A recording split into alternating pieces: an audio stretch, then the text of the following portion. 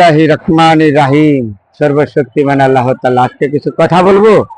এই যে আমার পিছনে এটার নাম হলো নগর ভবন, দক্ষিণ সিটি কর্পোরেশন। দক্ষিণ সিটি কর্পোরেশনটা আর উত্তর সিটি কর্পোরেশনটা এক ছিল। এখানে সাবেক মেয়র ছিল সাদেক হোসেন খোকা। সাদেক হোসেন খোকা ছিল ঢাকার একজন সফল মেয়র।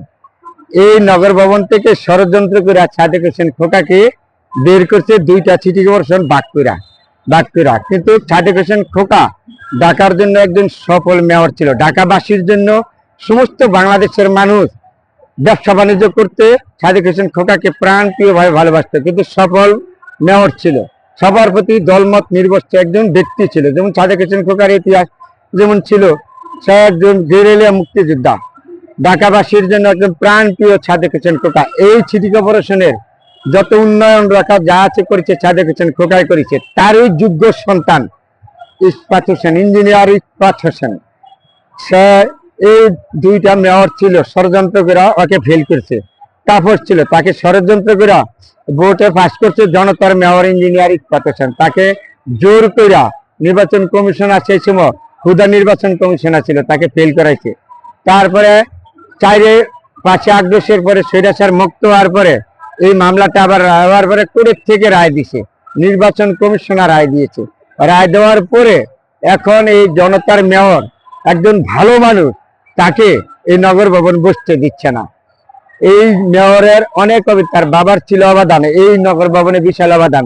কিন্তু ইঞ্জিনিয়ার ইস্পাত হোসেন জনতার মেয়র একজন গ্রহণযোগ্য ব্যক্তি, একজন ভালো মানুষ, তাকে এই নগর ভবনের নির্বাচন কমিশনার গেজেট প্রকাশ করছে, হাইকোর্টের থেকে তাকে নির্বাচিত প্রকাশ করেছে। তারপরেও তাকে এই নগর ভবনটায় বসতে দিচ্ছে না একটা কিছু। কারণ কেন দিচ্ছে না জানেন?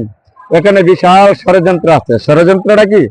যখন তার এখন যেভাবে লুটপাট চলছে, মানুষ জনগণ মনে করছিল স্বৈরাচার মুক্ত করছে, দেশ স্বাধীনতা হয়েছে, স্বাধীন করবে, মৌলিকভাবে কথা বলবে, অধিকার আদায় করবে। না, এখন দেখা যাচ্ছে অধিকার আদায় করার আজ থেকে বেশি খারাপ হয়ে গেছে এখন।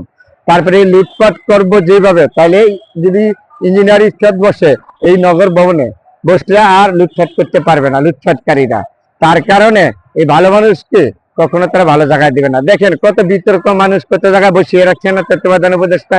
কিন্তু তত্ত্বাবধান উপদেষ্টা আমি খারাপ বলি নাই, কিন্তু যেটা সঠিক, যে ব্যক্তি নির্বাচন কমিশনার গেজেট প্রকাশ করেছে, উচ্চ আদালত রায় দিয়েছে, তারপরে তাকে কেন এই দায়িত্বটা বুঝাই দেওয়া হচ্ছে না? একজন জনতার মেয়র, একজন ভালো মানুষ, সমাজের একজন যোগ্য ব্যক্তির সন্তান, যে তার বাবা মুক্তিযোদ্ধা ছিল। এই সিটি কর্পোরেশনের জন্য তার বাবা যা করে গেছে সাদেক হোসেন খোকা ঢাকাবাসী কখনো বলতে পারবে না। সেই ব্যক্তির সন্তান, সেই ব্যক্তিকে নিয়ে আজকে হয়তো চিনিমিনি খেলা হচ্ছে। কেন খেলা হচ্ছে? এটা হলো তাদের স্বার্থ। কিন্তু ঢাকাবাসী যে অবস্থা এখন সেবা পাচ্ছে না, তা হচ্ছে না। জনগণের প্রতিনিধির দরকার, প্রতিটি ওয়ার্ডে জনগণের প্রতিনিধির দরকার, কিন্তু নির্বাচিত মেয়রের দরকার। জনগণ কি চায় এটা বুঝতে হবে। তারা যদি জোর করে ধরে তাহলে কাজ হবে না। কেন আজকে দ্বিতীয় দিনের মতন আবার লক্ষ লক্ষ মানুষ এই নগর ভবনের সামনে আন্দোলনে জোর হচ্ছে, তাকে দায়িত্ব দেওয়ার জন্য মানববন্ধন করছে। কেন মানববন্ধন করতে হবে? একজন ভালো মানুষকে, একজন সচেতন মানুষকে দায়িত্ব বুঝাই দিতে আপনাদের কেন সমস্যা? জনগণ যা চায় তা দিবেন না, আপনারা কেন দিতে পারছেন না? এটা আপনাদের ব্যর্থতা। হয়তো আপনারা অবিলম্বে জনগণের মতামতের ভিত্তির থেকে তাকে এখানে দায়িত্ব বুঝাই দেন। কারণ তার তো অধিকার আছে, সেই অধিকার নিয়ে আসছে। এখানে নির্বাচন কমিশনার তার গেজেট প্রকাশ করেছে, হাইকোর্টের থেকে তার পক্ষে রায় দিয়েছে। তাহলে এই দেশের জনতার মেয়রটার নাম দিয়েছে একজন ভালো মানুষ, যোগ্য ব্যক্তি, তাকে কেন এখানে দায়িত্ব দিবেন না আপনারা? এটা হয়তো জনগণের কাছে আপনারা প্রকাশ করেন, তাকে না দিতে। তার বাবার অবদান এখান থেকে শেষ করা যাবে না। নগর ভবন বলা তার অবদান শেষ করা যাবে না। সে একজন ভালো ব্যক্তি, তরুণ নেতা ইস্পাত হোসেন, ইঞ্জিনিয়ার ইস্পাত হোসেন একজন তরুণ নেতা। এই নগর ভবনে যা উন্নয়ন করেছে সাদেক হোসেন খোকা, এই তারই সন্তান, তার সন্তান এখানে আসছে। জনগণ চাচ্ছে, লক্ষ লক্ষ মানুষ আজকে কেন রাস্তায় আন্দোলন করতে হবে? দেখেন তো, আগে তো স্বৈরাচার ছিল তার কাছে আন্দোলন করে সংগ্রাম আদায় করতে হচ্ছে। এখন কেন আন্দোলন করতে হবে? কি দুঃখে আন্দোলন করতে হবে? এই যে একটা ঘটনা দেখেন, এই যে যমুনার সামনে যে আন্দোলন করতে হবে কেন? শাহবাগ যে আন্দোলন করতে হবে না, তার অধিকার এখান থেকে বুঝবে পরে তো নগর ভবনে। তাহলে আপনারা কেন তত্ত্বাবধান সরকার, যেটা লিগেল আপনাদের বসাইছে, জনগণ সাপোর্ট দিয়েছে, আপনাদের সম্মানের সাথে বলেছি যে যার যেটা, এখন যদি আমাদের অধিকার থেকে আমাকে বিচ্ছেদ করেন, আমার কথার থেকে বলছে, তাহলে আগের এটাই হইলো। তাহলে দেশ নতুন করে এই 5 আগস্ট স্বাধীন করে লাভ হইলো কি? কি জনগণের মৌলিক অধিকার থেকে কেন বঞ্চিত করবেন? আপনারা যতটুকু তাড়াতাড়ি সম্ভব তাকে যদি লিগ্যাল হয় তার দায়িত্ব তাকে বুঝাই দেন। ঢাকাবাসী কি চাচ্ছে? একজন ভালো মানুষ, শুধু ঢাকার মানুষ না, ঢাকাবাসী না, বিভিন্ন দেশ থেকে আইসা ঢাকা ব্যবসা করে বিভিন্ন জায়গায় পুরান ঢাকা দিয়া এই ব্যবসায়ীরা তাকে সাপোর্ট করেছে, ব্যবসায়ীরা তাকে চায়। একজন তরুণ নেতা, একজন ভালো মানুষ, বিতর্ক ব্যক্তি অনেক জায়গায় বসাইছেন না আপনারা? তারপরে ওকে কেন দায়িত্ব দিতে পারতেছেন না? এত অধিকার নিয়ে আসছে, তাকে কেন বঞ্চিত করবেন? এটা জনগণের দাবি, জনগণের মৌলিক অধিকার থেকে আপনারা বঞ্চিত করবেন না। তাকে অতি শীঘ্রই তার দায়িত্ব বুঝাই দেন। আজকেও দেখেন দ্বিতীয় দিনের মতো লক্ষ লক্ষ মানুষ, আজকে শনিবার, এই যে রাস্তাঘাটে এই যে নগর এইখানে জমা হয়েছে লক্ষ লক্ষ মানুষ। আজকেও কেন জমা হচ্ছে? তার অধিকারের জন্য। অধিকারের জন্য কেন আবার নতুন করে রাস্তায় নামতে হবে? 5 আগে অধিকারের জন্য রাস্তায় নামা লাগছে, এখন কেন নামবেন? এই দেশের মৌলিক অধিকার, কথা বলার অধিকার আপনার আমার প্রতিটা মানুষের আছে। তাহলে সত্যকে সত্য বলবেন, মিথ্যাকে মিথ্যা বলবেন, তারপর আপনি একজন মানুষ। কেন আজকে যমুনায় গিয়ে আন্দোলন করতে হবে? শাহবাগী আন্দোলন করলে পূর্ণ হয়ে যায়। তাহলে আপনারা কি বুঝতেছেন? এই জনতার মেয়র কি আবার শাহবাগ জেলে কি আন্দোলন পূর্ণ হবে, সফল হয়ে যাবে? না, আমি চাই না।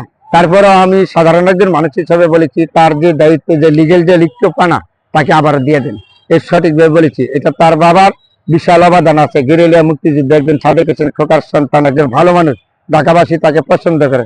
যদি আপনি লিগেল থাকে তাহলে আপনারা প্রেরিত না করে তার দায়িত্ব তাকে বুঝিয়ে দেন। নাহলে কোনো আইনের মধ্যে দেখায়া ব্যাখ্যা দিয়া আপনারা স্থগিত করেন, কোনোটাই তো করতেছেন না। তাহলে জনগণের দাবি জনগণ চাচ্ছে, জনগণের দাবি জনগণের পূর্ণ। আজকে দ্বিতীয় দিনের মতো লক্ষ লক্ষ মানুষ এখানে জড়াতে হয়েছে। কেন জমা হইব? আপনাদের বিরোধী কেন আন্দোলন করবো? দেশের ক্ষতি কেন করবো?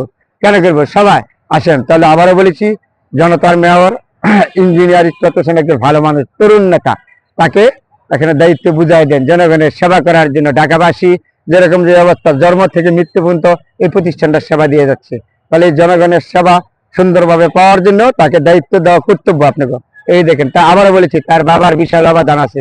তার বাবাকে ষড়যন্ত্র করে এখান থেকে একটা সিটি কর্পোরেশনের 2টা বাঘ করে তার বাবাকে ষড়যন্ত্র করে এখান থেকে বার করে বিদেশে শুদ্ধ পাঠিয়ে দিয়েছে। আর তারই যোগ্য সন্তান, তারই নিয়ে আবার নতুন করে ষড়যন্ত্র হয়েছে। এগুলি কখনো জনগণ মেনে নেবে না। জনগণ জানছে আপনারা যদি লিগেল এটা করেন। তাহলে অনেকগুলি কথা বলেছি, অনেকগুলি সুন্দর কথা। যদি আমার ভুল হয়ে থাকে ক্ষমা দৃষ্টিতে দেখবেন। যার যেটা দায়ী, মৌলিক অধিকার থেকে কাউকে বঞ্চিত করবেন না, যার যার অধিকার থেকে বঞ্চিত করবেন না। এটা ছিল 5 দেশের আগে, এখন কেন করবেন? আপনারা তত্ত্বাবধায়ক সরকারের একজন উপদেষ্টা ইউনূস সাহেব একজন সম্মানিত ব্যক্তি, প্রতিটা মানুষকে সম্মান করি আমরা, সম্মান রেখে কথা বলি। ইউনূস সাহেব একজন সম্মানী ব্যক্তি, সুন্দরভাবে দেশ পরিচালনা করে। আপনার প্রতি আন্তরিক অভিনন্দন, শুভেচ্ছা জানায়া আজকে শেষ করছি। আপনি অত চোখে দেখবেন, এই মিটিং গুলি দেখতেছেন, আন্দোলন দেখতেছেন, আপনি দেখে একটা বিবেচনা নেন। অতি শীঘ্রই এখানে দায়িত্ব ইঞ্জিনিয়ার ইশরাত হোসেন সাহেবকে অতি শীঘ্রই বুঝাইয়া দেন। সবাই ভালো থাকবেন, সবার জন্য দোয়া এবং শুভকামনা রইল। আসসালামু আলাইকুম।